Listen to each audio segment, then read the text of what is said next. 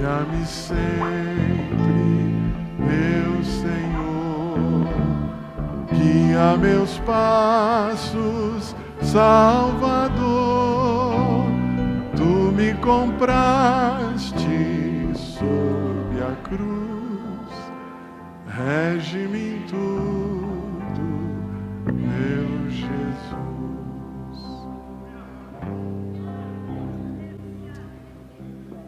É verdade isso? A gente deixa Ele nos guiar sempre, em tudo. Quando Ele diz para você, aí não, para, chega. Você faz um bico desse tamanho e fala, mas eu vou, eu não estou nem aí. Você ouve a voz de Deus no seu coração, Ele diz não, você reluta contra o Espírito e faz, e lá na frente você bate a cabeça e de repente deu errado. Aí você fala, ai, se Deus tivesse me avisado. Ele avisou, Ele falou, mas você só canta, rege-me em tudo, guia-me sempre, ó Salvador. Se você der ouvido à voz do Espírito, você será guiado por Ele, e o nome de Deus será glorificado na sua vida. Tem um outro hino da harpa que diz, se Cristo, é 515 esse, né? Se Cristo comigo vai.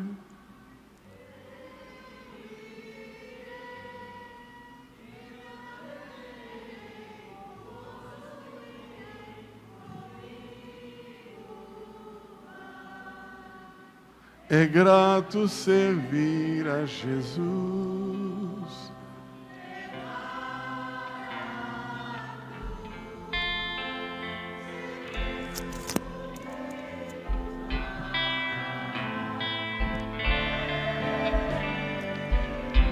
Amém. Aí numa madrugada dessas, Jesus fala para você assim, eu te quero 100% na minha obra. Deixa o seu trabalho,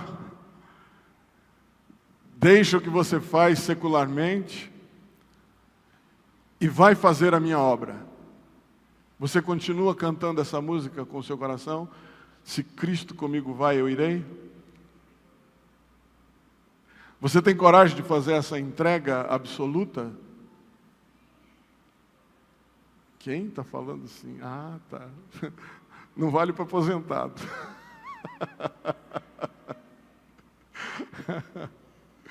Se Cristo comigo vai, eu irei.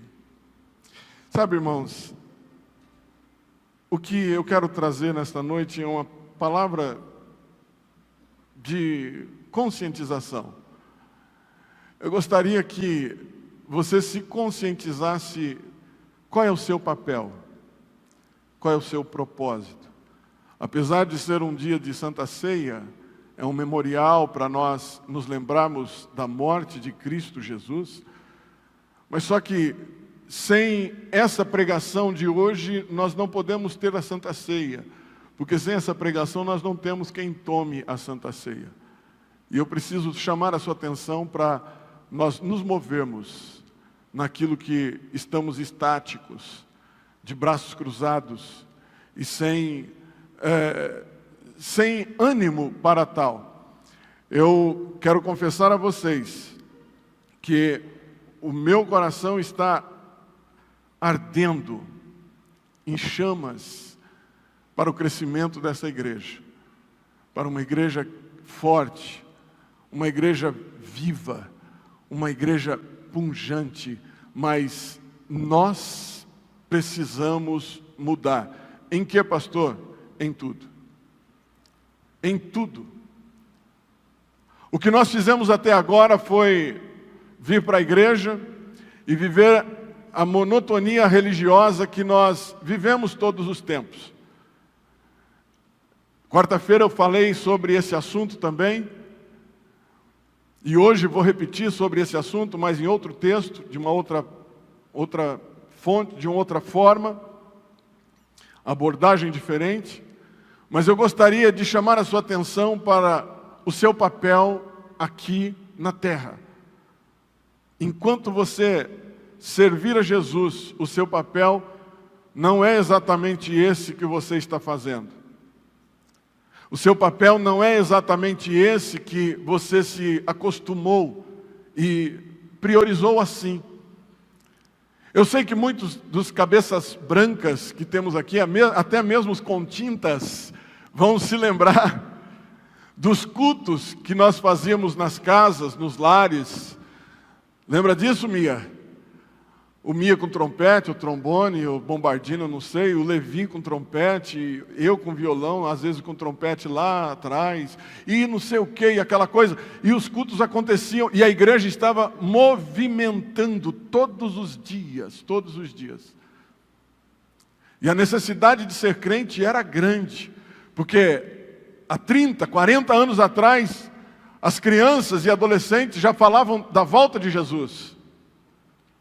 As crianças e adolescentes já se preocupavam com a volta de Jesus. Era tão preocupante, era tão pregado no meio das crianças, que eu dizia, eu quero namorar primeiro. Aí a Beth me pediu em namoro, eu disse, agora eu quero casar. Ela foi falar com a minha mãe, com meu pai. Nós nos casamos, agora eu quero ser pai. E Jesus está voltando, Jesus está voltando. Era evidente a volta de Jesus. A situação do mundo conturbado, perturbado, era evidente que Jesus estava às portas. E nós pregávamos o Evangelho uns para os outros, no meio de rodinha de crente, quando estavam todos os mais crentes, aí tinha a conversa de igreja, que você viu que o pastor pregou, que Jesus vai voltar, que isso, que aquilo, tinha seminário escatológicos naquela época, pastor Sandro. Seminários escatológicos, seminários de missão, missiológicos.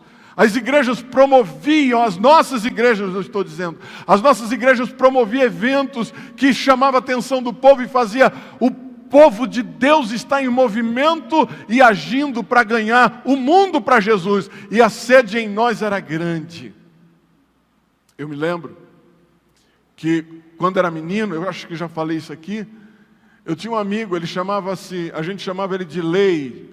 Era o apelido dele, porque ele chamava-se Vanderlei Pimenta. Lembra dele? E quando era pequeno, criança, nós íamos para a escola dominical, ou quando não era na nossa igreja, era na igreja batista, num ponto de pregação da igreja batista. E nós íamos para a escola dominical todo domingo, todo culto, tinha pirulito, tinha lanche, a gente estava lá. E passou o tempo, eu perdi o meu amigo, ele foi embora. Ele foi para Agudos, aquela região de Bauru, e ficamos muitos e muitos anos sem nos falar. Eu me casei, me tornei pai, responsável. Ele se casou, se tornou pai, era gerente de marketing de uma empresa que tem na beira da rodovia, não vou errar em falar o nome dela. E ele se tornou um homem formado, com muita cabeça, inteligente. E um dia nós fomos fazer um trabalho em São Paulo, nós fomos cantar em São Paulo. Eu não me lembro, mas era para aquela região e a gente passava na frente da cidade dele. Eu consegui o endereço da mãe dele com o irmão mais velho. E bati palma aquele dia. O meu irmão e os meus primos. Bati palma, e a minha esposa, e as esposas. Bati palma, e saiu a dona Guiomar. E a dona Guiomar saiu, senhorinha, do jeito que ela foi embora, e ela olhou para mim, quem é você? Eu sou filho da dona Noêmia. Ai, que legal, você aqui. Ah, você quer falar com o Lei? Você é quem? O Levi? Não, eu sou o Laílson. Todo mundo conhece, é o Levi lá. Aí a referência, é o Laílson, irmão do Levi, é o Leomar, irmão do Levi, o Levi é o cara. Em casa, ele é conhecido como Filho Santo. E aí, irmãos, eu saí, a dona Guiomar saiu, e ela voltou correndo e foi chamar o Lei. E quando ela chamou o Lei, ele chegou no portão, é o Laílson. Puxa vida, esse aqui quem é? É o Lucimar. E esse aqui é o Kiko. E esse aqui é o Daeb. Esse aqui você não conhece muito não. Mas, e aí foi uma festa, nós nos abraçamos. Mas quando ele pegou na minha mão, ele falou: a paz do Senhor. Era uma criança que não foi feito apelo para que ele aceitasse Jesus como seu único e suficiente Salvador. Eu nunca vi o Lei lá na frente por conta de um apelo que foi feito na igreja, mas aquilo que foi plantado no coração dele como criança, agora produziu fruto. Hoje ele é pastor da igreja quadrangular em Agudos, é um grande homem de Deus naquele lugar. Aleluia! Quantos frutos você já espalhou por aí, com a sua influência, com a sua pregação, com o seu louvor, com o seu testemunho pessoal? Quantas vezes você colocou nas pessoas desejo de serem como você? Quantas vezes você inseriu nas pessoas que estão à sua volta vontade de se parecer com você? E é sobre esse tema que eu quero falar nesta noite. A nossa responsabilidade de pregar, de incentivar, de estimular, de fazer com que as pessoas sejam influenciadas e nós não sejamos influenciados pelo mundo, mas as pessoas influenciadas por Jesus Cristo através de nossas vidas. Abra sua Bíblia, Atos dos Apóstolos, capítulo 16. Isso não é saudosismo e nem é uma mensagem antiga. Essa foi a primeira pregação que eu preguei na minha vida. Esse tema. Foi a primeira vez que eu preguei a palavra. E foi a maior luta da minha vida. Foi quando eu tive que pregar essa palavra. E já faz mais de 28 anos que isso aconteceu, mais que isso. E eu lutei muito com isso. E essa semana esta palavra ferveu de novo no meu coração e eu não poderia deixar de pensar com você sobre o que está escrito aqui no capítulo 16 de Atos dos Apóstolos. Diz assim o verso de número 1. Vamos do número 1 até o número 9. É o 9 que eu quero falar com você. Mas vamos para nós entendermos melhor. Chegou também a Derbe e a Listra. Havia ali um discípulo chamado Timóteo, filho de uma judia crente, mas de pai grego. Dele davam bom testemunho os irmãos de Listra e Icônio. Quis Paulo que ele fosse em sua companhia e, por isso, circuncidou por causa dos judeus daqueles lugares, pois todos sabiam que o seu pai era grego.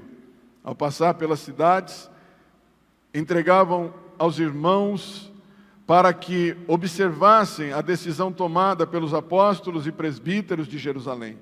Assim, as igrejas eram fortalecidas na fé e dia a dia aumentavam em números. Eu quero que você repita comigo esse verso. Assim, as igrejas eram fortalecidas na fé e dia a dia aumentavam em número. E percorrendo a região frígio-gálata, tendo sido impedidos pelo Espírito Santo de pregar a palavra na Ásia, defrontando Mísia, tentaram ir para Bitínia, mas o Espírito de Jesus não permitiu. E tendo contornado Mísia, desceram a Troade. À noite, sobreveio a Paulo uma visão, na qual um varão macedônio estava de pé e lhe rogava, dizendo: passa a Macedônia e ajuda-nos. É aqui que eu quero trabalhar essa noite. Passa a Macedônia e ajuda-nos. Você pode repetir comigo essa palavra profética? Passa a Macedônia e ajuda-nos. De novo, passa a Macedônia e ajuda-nos. Quando Lucas escreve esse trecho, ele está falando da segunda viagem de Paulo, uma viagem onde ele está plantando igrejas novamente e vendo frutos daquilo que ele plantou, daquilo que ele fez. E quando ele está tentando ir pregar na Ásia, o Espírito Santo, ele tenta ir para Bitínia, mas o Espírito Santo de Deus não permite que ele vá. Ora, ele ia pregar a palavra, ele ia pregar o Evangelho. E é tudo que nós vivemos para isso.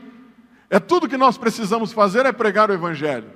A Bíblia diz que em tempo ou fora de tempo, nós temos que evangelizar, pregar o Evangelho da paz.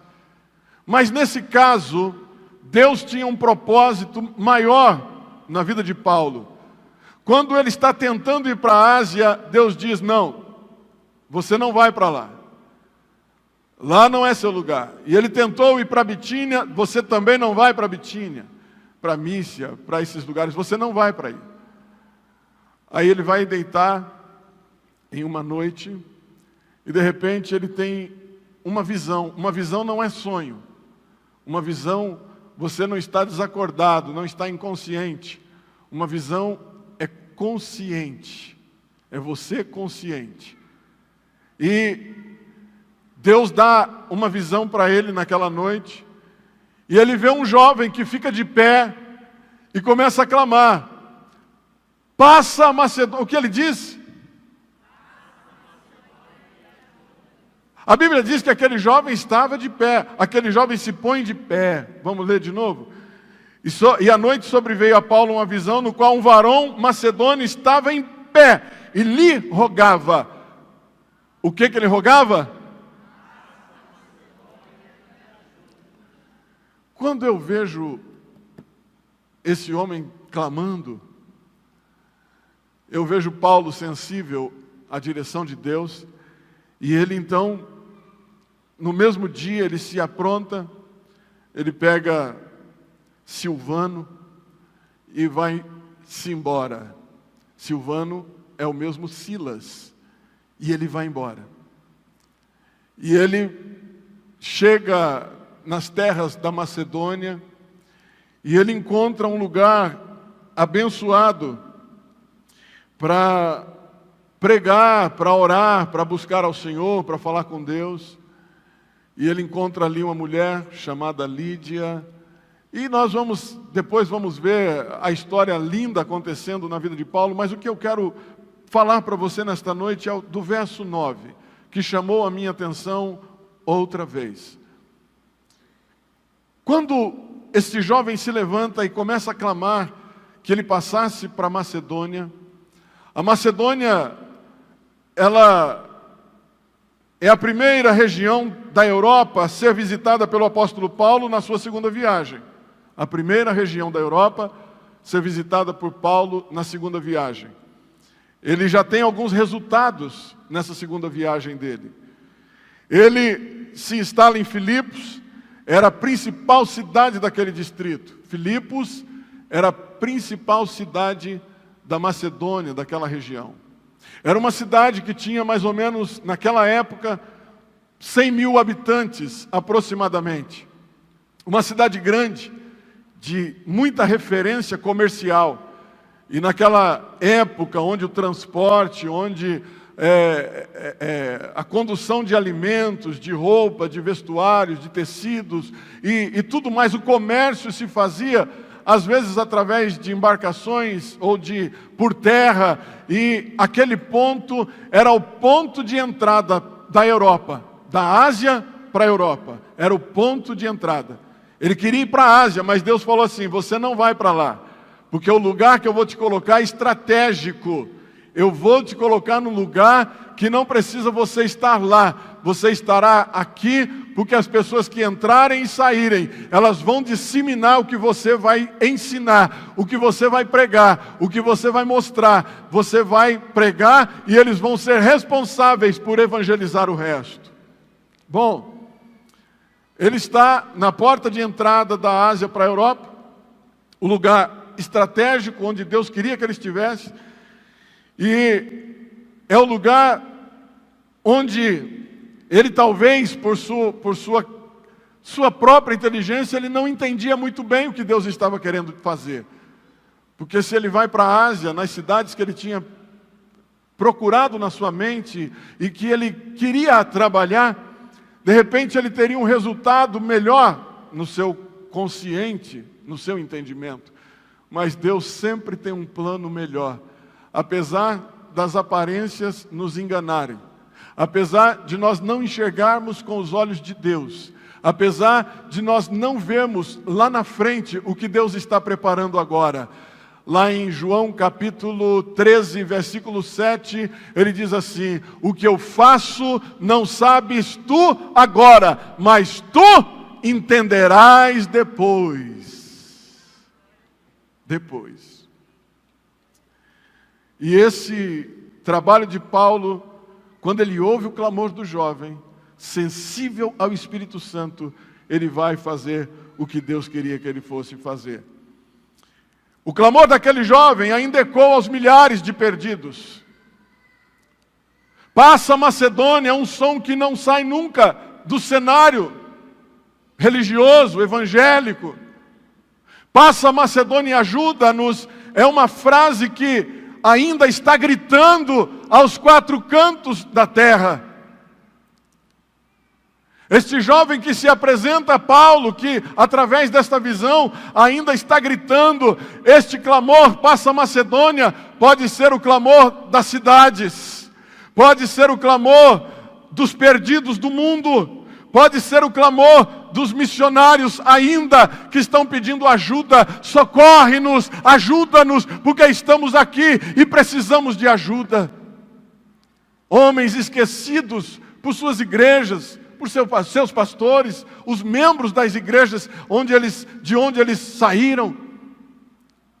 Pode ser o clamor de missionários que estão tentando fazer algo grande para Deus, mas estão limitados por conta da sua força que é pequena.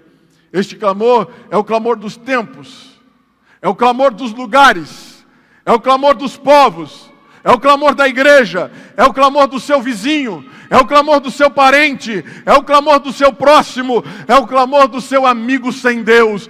Passa a Macedônia e ajuda-nos. Essa voz ainda ecoa, essa voz ainda soa, e o que nós estamos fazendo?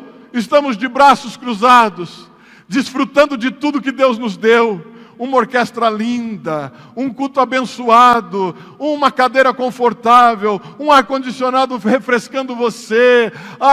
Você está vivendo o que você quer, você está vivendo o que você se acostumou a viver, mas ainda tem gente gritando: passa a Macedônia e ajuda-nos, por favor. Passa a Macedônia e nos socorre, por favor. O que nós estamos fazendo, irmãos? O que nós estamos fazendo como igreja para alcançar os perdidos? Vou longe não, para alcançar os nossos.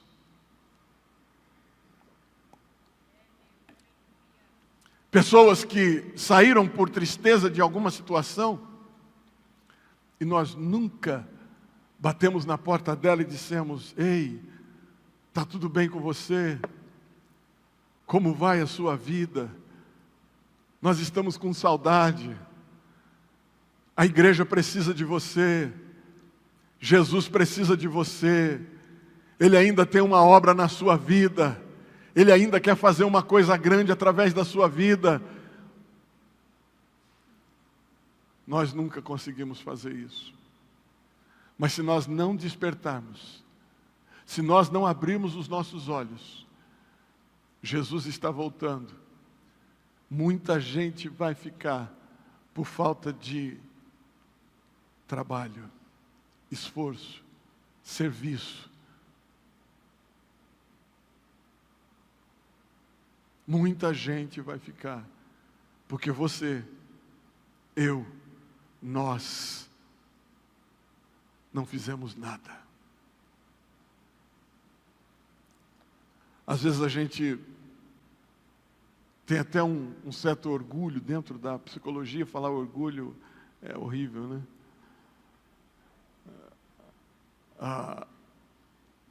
A gente tem até um certo orgulho de dizer assim: rapaz, eu trabalho tanto, eu saio de casa cedo, volto à tarde, vou para a igreja, vou para tal. Eu não conheço o vizinho da direita, o vizinho do fundo, o vizinho da frente, eu não conheço isso, não conheço aquilo. Quanto tempo você mora num apartamento e você não conhece o vizinho da frente, o vizinho do lado, de baixo ou de cima, o síndico? Você não conhece ninguém. E também você nunca bateu na porta para... Oi, tudo bem? Eu estou mudando aqui agora. Antigamente tinha isso. Eu lembro que quando a gente mudava de casa, a minha mãe é meio abelhuda, né?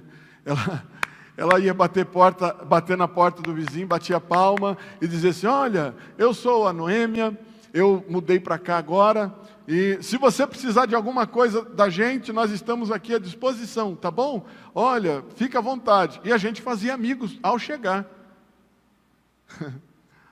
Hoje a gente muda de noite, de madrugada, para ninguém ver que mudou. Para não ter complicação com o vizinho. Para o vizinho não ficar vendo os seus móveis. Para o vizinho não saber o seu nome. Não saber que você tem um cachorrinho, que você tem um filho pequeno, uma menina. Aí a gente corre dos vizinhos, se isola. E esse mundo de isolamento chegou na igreja. Nós estamos crentes, acostumados com essa coisa, com essa vida.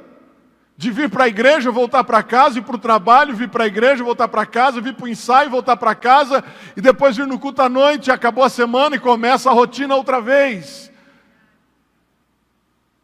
E milhões estão morrendo por conta de nós não falarmos que Jesus salva, Jesus liberta, batiza com o Espírito Santo e ainda leva para o céu.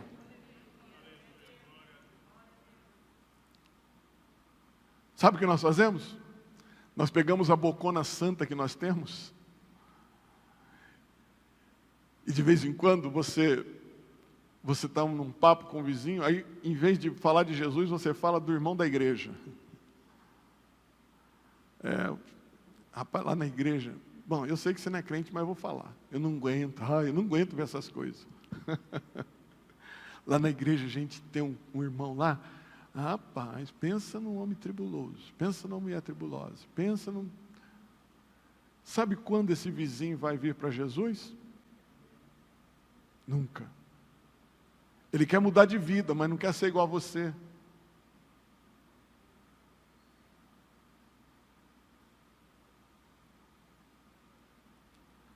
Enquanto eles estão clamando, passa a Macedônia e ajuda-nos. Nós estamos vivendo a nossa vida, acostumados com a nossa rotina aqui, mas sabemos que somos responsáveis para levar o Evangelho da cruz. Somos responsáveis para falar de Jesus a todo tempo. Somos responsáveis com a nossa vida testemunhar que Cristo salva, que Cristo ainda liberta, que Cristo ainda muda a vida, transforma a vida, que Ele ainda cura, que Ele ainda batiza com o Espírito Santo e que Ele ainda leva para o céu.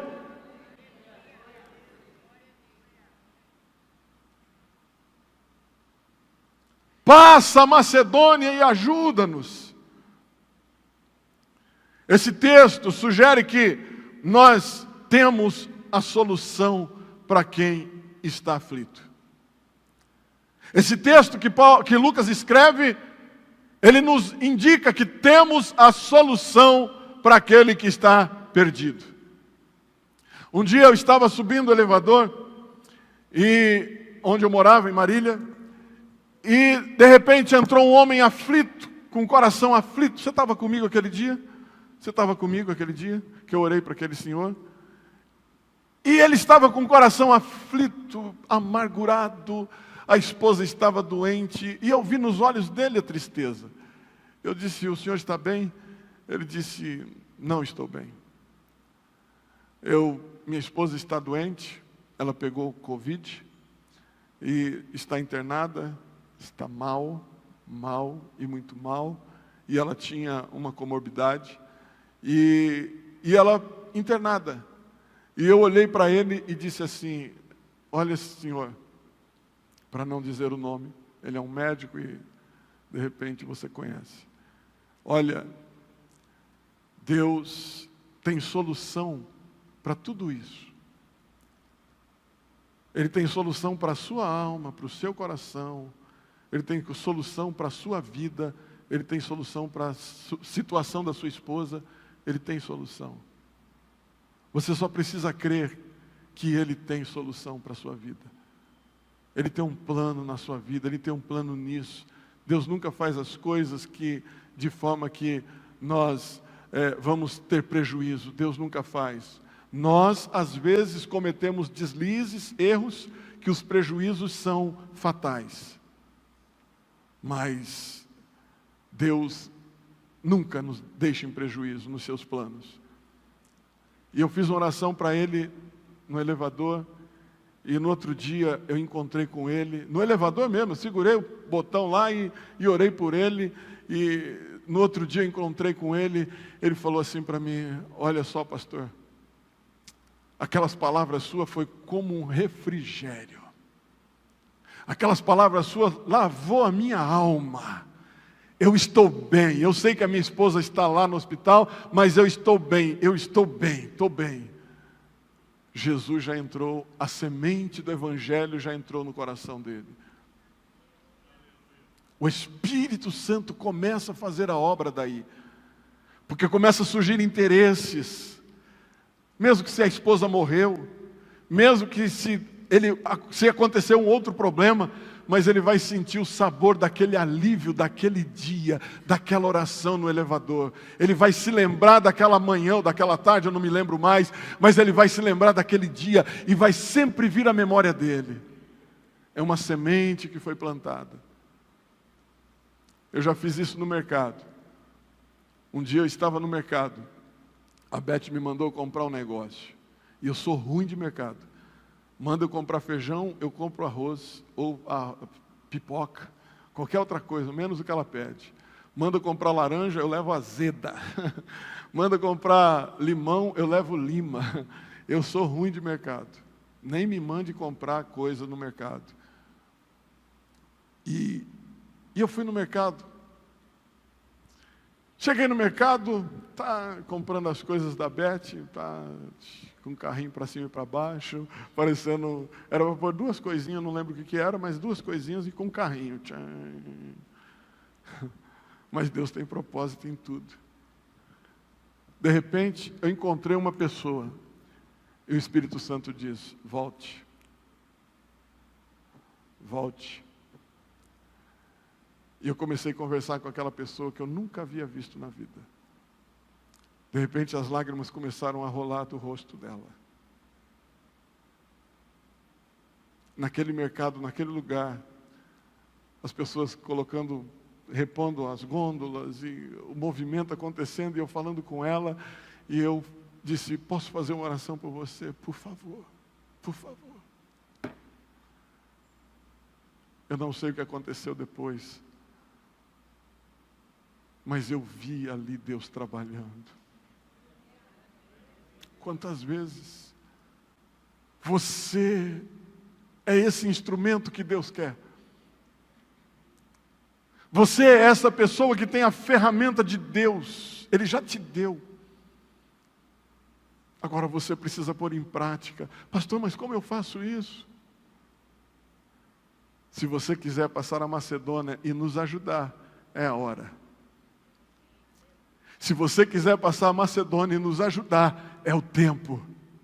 O clamor daquele jovem ainda não parou de soar, de ecoar.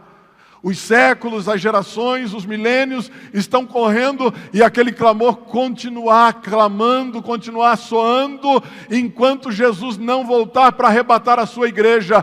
Passa a Macedônia e ajuda-nos. Quem está disposto a passar a Macedônia e ajudar?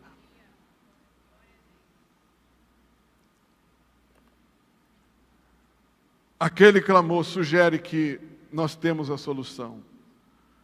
A Bíblia diz em Mateus capítulo 5, verso 13, diz assim: vós sois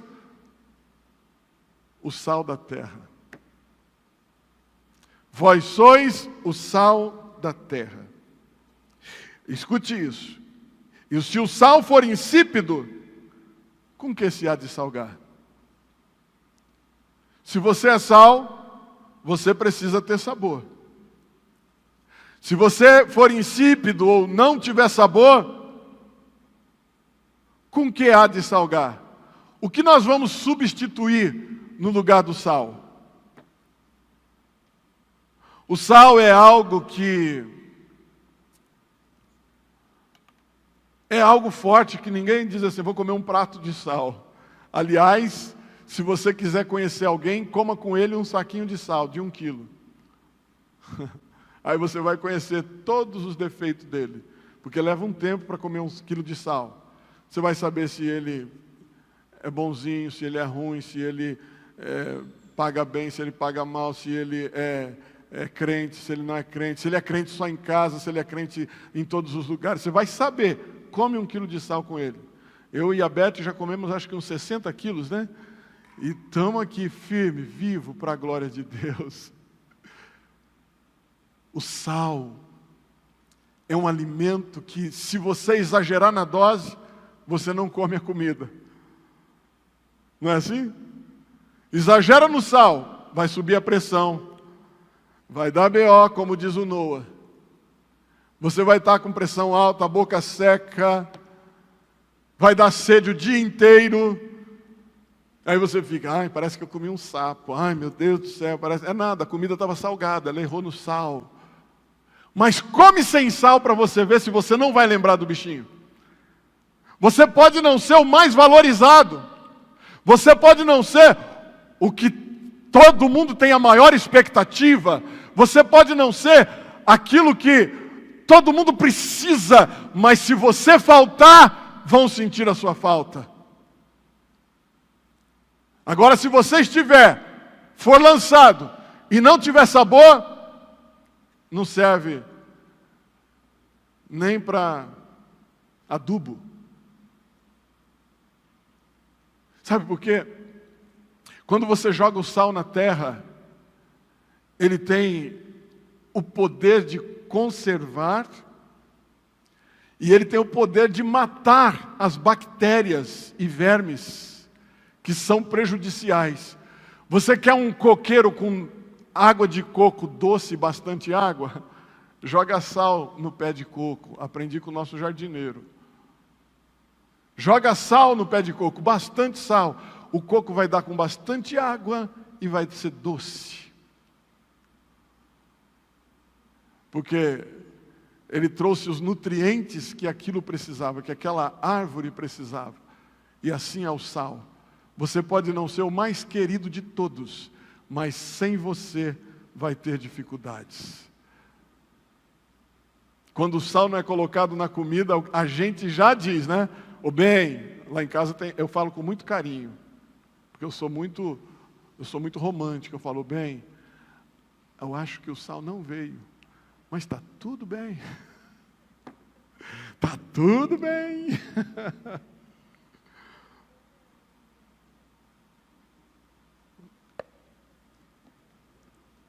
Nós somos o sal da terra. As pessoas estão sentindo a sua falta?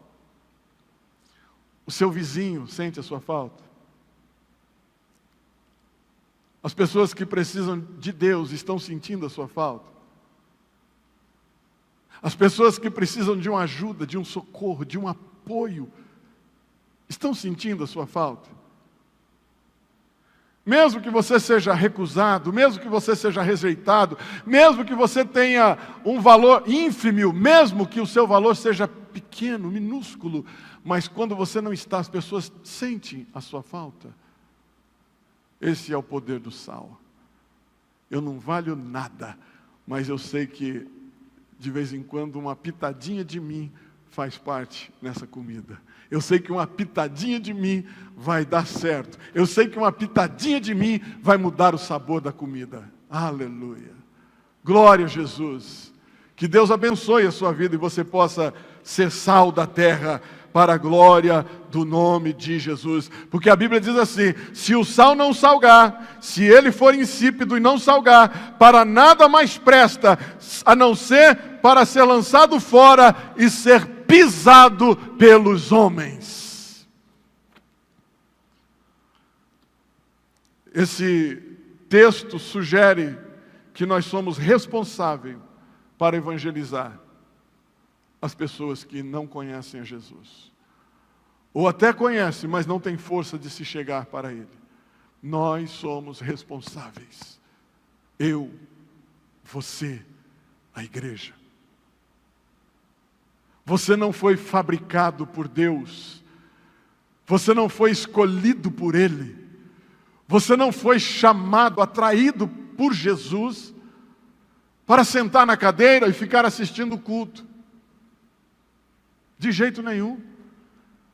Você não foi atraído pelo poder do Espírito Santo, o poder perdoador do sangue de Jesus, o poder restaurador do sangue de Jesus, o poder redentor do sangue de Jesus. Você não foi comprado por este sangue para sentar nessas cadeiras e vir assistir culto, mas você veio para prestar um culto de adoração, de sacrifício vivo, agradável a Deus, o seu culto racional. E no meio da semana não acabou o seu trabalho, você vai servir a este Jesus que você adora com o seu trabalho, com o seu serviço. Pastor, mas eu não vou trabalhar mais. Vai, é lá no seu trabalho que você tem que falar, é lá na sua casa que você tem que falar, é lá com o seu vizinho varrendo a rua, conversando com ele, tomando café, é onde você estiver, você tem que falar do Evangelho de Cristo Jesus, porque Jesus está voltando e somos responsáveis em pregar o Evangelho da paz. Aleluia! Terceiro ponto, nós temos que pensar na situação de humilhação das pessoas. Imagine quantas pessoas, como aquela mulher que Jesus encontrou,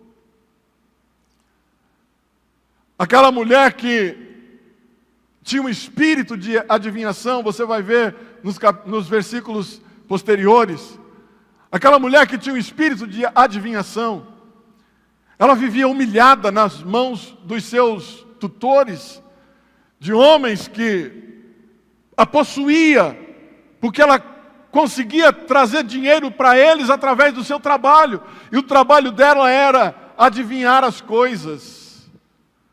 O demônio, o diabo, Satanás, tomava conta da vida daquela mulher, e ela fazia adivinhações diversas.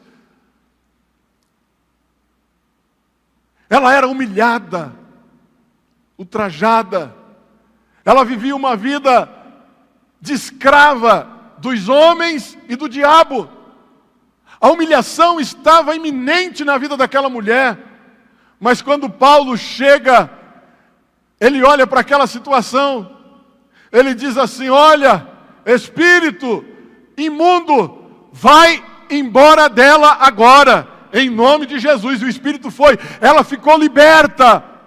Paulo prega o Evangelho para aquela mulher, ela aceita Jesus como seu único e suficiente Salvador, o reino de Deus é proclamado no coração dela, ela declara que ela agora é de Jesus, e quando os homens sabem que ela aceita Jesus como Salvador, que o Evangelho chegou no seu coração, que ela agora é diferente, aquela mulher, ela é rejeitada, ela é desprezada, ela é de novo humilhada, mas agora por uma justa causa, uma boa causa, ela está livre do pecado, livre das garras de Satanás, mas ela está nas mãos do Senhor Jesus, ela está para servir a Deus, ela está para acompanhar e fazer um grande trabalho de evangelização naquele lugar. Que coisa linda, que coisa gloriosa. O texto sugere que nós temos que pensar na situação destas pessoas. Eu não sei se você já viu SAMU sair da casa do seu vizinho. Eu não sei se você já parou num acidente de trânsito.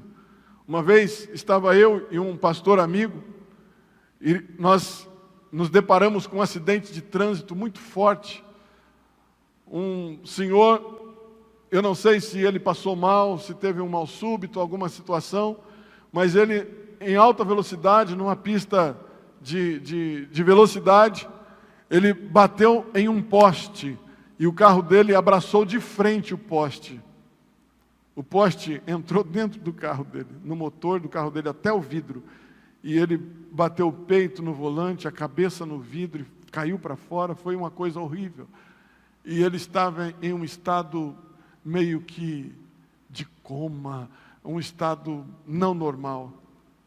E eu, como pastor, nós paramos naquele acidente, na mesma hora, sem saber o que fazer, não podia colocar as mãos, não podia mexer, mover aquele jovem. Nós colocamos as mãos e as pessoas começaram a juntar, e nós colocamos as mãos assim, estendemos as mãos e dissemos: Deus, repreende agora o espírito de morte. Pai, que esta pessoa possa conseguir alcançar a vida eterna através do sangue de Jesus. Que ele possa ser salvo, que ele possa ser livre, mas dê a ele uma chance, Senhor. Dê a este homem uma chance, ó Deus. Dê a este homem o livramento de morte. Ó Pai, que ele possa conhecer o teu Filho Jesus. Que ele possa saber que o sangue do teu Filho é quem perdoa todos os nossos pecados. Repreendemos agora o espírito da morte e que ele possa estar bem. Fomos embora, eu não sei o que aconteceu, de novo, mas fizemos o nosso trabalho.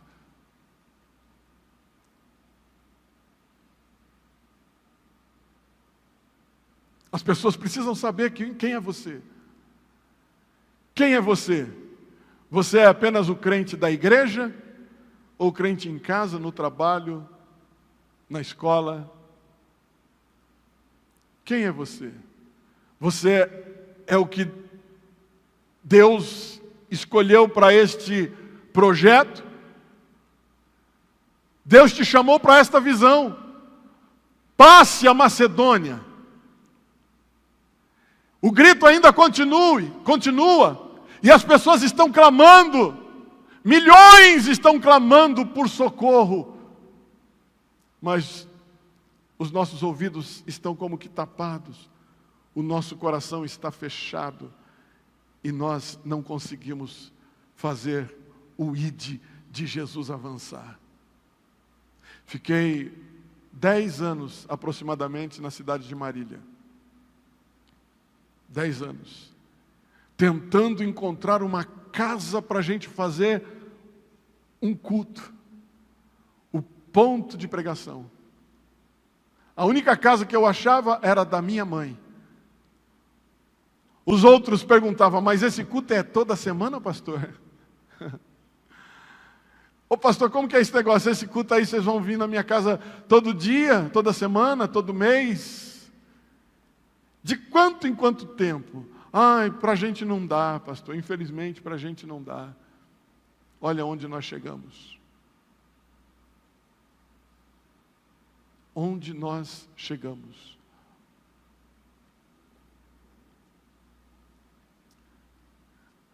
A mulher que estava escravizada nas mãos dos homens ou do diabo, ela encontrou a liberdade através de alguém que teve coragem e teve de Deus discernimento, porque ela, astuta, ela dizia assim: adivinhação, aí vai um verdadeiro homem de Deus, aí vai um verdadeiro homem de Deus, aí vai um verdadeiro homem de Deus. Paulo se encheu com aquele negócio, tirou e disse assim: ei, o Senhor te repreenda, sai dela. Ela ficou livre e salva para a glória de Deus. Vós sois a luz do mundo. Você precisa brilhar. As pessoas precisam olhar para você e dizer: eu preciso parecer com a fulana. Eu preciso parecer com o fulano. Eu preciso parecer com o ciclano. Mas você não pode ter hipocrisia. Ser o meia boca. Eu me lembro de um testemunho de um pastor que ele chegou em casa depois de suas pregações e muitas viagens, o seu filho esperando em casa, e todos os dias ele, antes de dormir, ia orar no quarto do pai. E o pai chega aquele dia, o menino estava orando e dizendo assim: Deus, me faça como meu pai. Eu quero ser parecido com o papai. Eu quero ser parecido com ele, Jesus. Me faça como meu pai. O pai ouviu a oração daquele menino e saiu correndo. Voltou para fora de casa e disse: Deus, não deixa que o meu filho seja como eu. Não deixe que meu filho seja parecido comigo. Será que é esse exemplo que nós damos aos nossos entes queridos, amigos, de crente, mas vai ver no fundo, é só de um lado, o lado esquerdo está quebrado. O lado direito é crente, mas o lado esquerdo nunca foi. Você é luz do mundo. E luz é colocada em lugar que as pessoas veem. Todo mundo vê. Você pensa que as pessoas não chegam e dizem assim: ah, viu fulano lá não sei aonde. Viu fulano lá em tal lugar. Viu ciclano lá em... Você é luz. Como que as pessoas não vê? Vê! Aí você diz assim: ah, o fulano falou que eu estava lá. Fofoqueira, fofoqueiro. É nada. Você é luz. Como luz você tem que estar no velador, não é em qualquer lugar. Vamos seguir para nós encerrarmos. Passa a Macedônia e ajuda-nos. Esse clamor pode ser o clamor do seu vizinho, do seu parente, do seu amigo, do seu bairro, da sua cidade. Pode ser o clamor de um hospital. Pode ser o clamor de alguém que está enfermo, que não conhece Jesus e nem o seu poder. Pode ser o clamor dos temores das pessoas. Pode ser o clamor das dificuldades das pessoas. Pode ser o clamor de pessoas que não têm mais visão e nem expectativa de vida. Pode ser esse clamor. E o que você precisa fazer? Não basta, agora escute que isso é com muita atenção. Não basta você ouvir somente o clamor. E eu encerro aqui. Não basta você simplesmente ouvir o clamor. Você precisa tomar uma atitude. Você precisa olhar para Deus nos tempos difíceis que estamos vivendo. Tempos proféticos, onde a Bíblia nos mostra que nós já estamos nos tempos do fim. Tempos trabalhosos, onde os homens são amantes de si mesmos, mais amigos do mundo do que amigos de Deus, amigos dos deleites desta vida. Homens presunçosos, arrogantes, soberbos. Nós estamos vivendo esses dias de falsos profetas, de pessoas que enganam nos próprios púlpitos, de pessoas que mentem com suas próprias vidas, de pessoas dúbias de palavras, de gestos, de pessoas que, sem compromisso nenhum, fazem a sua vida acontecer. Não basta você ouvir. Se Paulo tivesse apenas ouvido o clamor daquele jovem, e desse as costas, e não tivesse atendido, a Macedônia, a Ásia, a Europa, talvez não tinha alcançado o que alcançou através dos testemunhos que ali aconteceram. A igreja de Filipos, que foi fundada naquele lugar, é resultado desta viagem, desse trabalho de Paulo, uma das igrejas que está nas 7 cartas do Apocalipse. Ó irmão, nós precisamos acordar, abrir os nossos olhos e ser serviçais do nosso Deus. Nós precisamos servir a Deus com alegria, apresentar a Ele com cântico, porque nós sabemos que Ele é bom e a sua misericórdia dura para todos sempre.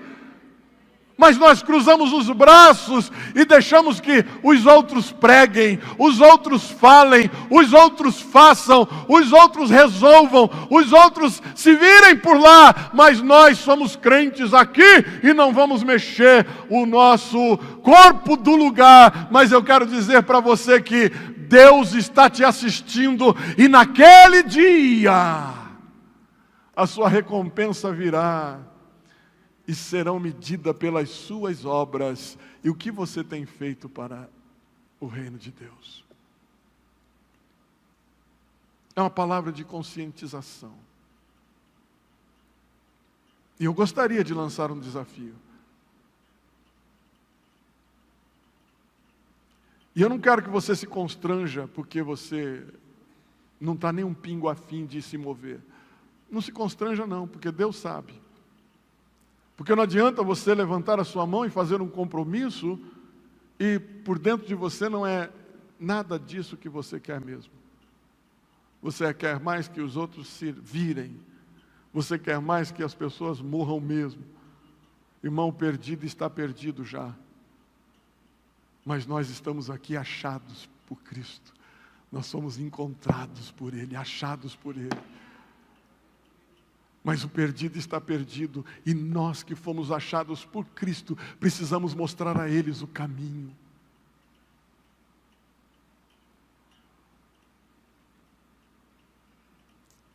Eu vou começar de mim. Eu estou disposto a gastar a minha vida em ouvir o clamor que vem da Macedônia. Ajuda-nos. Toca aí, Vitor. Ajuda-nos. Eu vou gastar a minha vida ouvindo o clamor que vem da Macedônia, de multidões que estão dizendo: ajuda-nos. A igreja estagnou no tempo. Ao invés de sermos produtivos e multiplicadores, nós nos tornamos estéreis, sem frutos, não produzimos mais nada. Estamos perdendo os nossos filhos. Como nós vamos querer conquistar pessoas? Nós estamos vivendo um período em que aquela parábola da dracma perdida, da mulher que perdeu a dracma dentro de casa, está acontecendo nas nossas casas. Estamos perdendo os nossos filhos dentro de casa, para a internet, o celular, o computador, a televisão, os programas. Estamos perdendo os nossos filhos para os amigos de fora. São mais interessantes que os amigos da igreja, porque não tem sal. A luz está debaixo do velador. Mas nós precisamos viver o tempo em que o pastor deixa as 99 no deserto e vai buscar a que está perdida. Nós estamos no tempo que Jesus, o bom pastor, está dizendo: eu sou o bom pastor e dou a minha vida pelas ovelhas. Ele já deu a vida dele por nós na cruz do Calvário. Agora ele está dizendo: vai, dê fruto, vai, dê fruto, vai.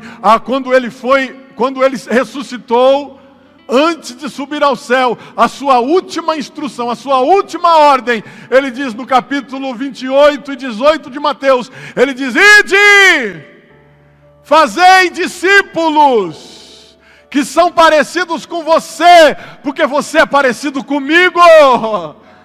Ide e fazei discípulos. Foi a última ordem que ele deu.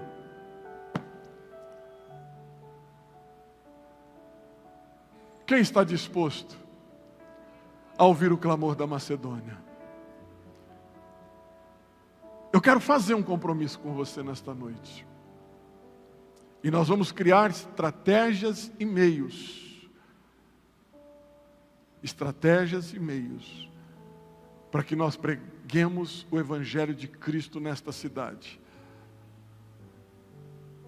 Quantos estão dispostos a ir fazer as pessoas ouvirem esse clamor? Levante a sua mão, fique de pé, vamos ficar de pé, todos de pé, todos. Todos de pé, irmãos. Agora só os que querem ouvir, querem dar ouvido como Paulo fez, e foi em direção ao clamor. Tem muito trabalho a se fazer. Tem muito trabalho a se fazer. Tem muitas almas para ganhar. Tem muita gente para o reino. Eu gostaria que as irmãs, círculo de oração, subissem aqui, por favor. Orquestra, tome seu lugar.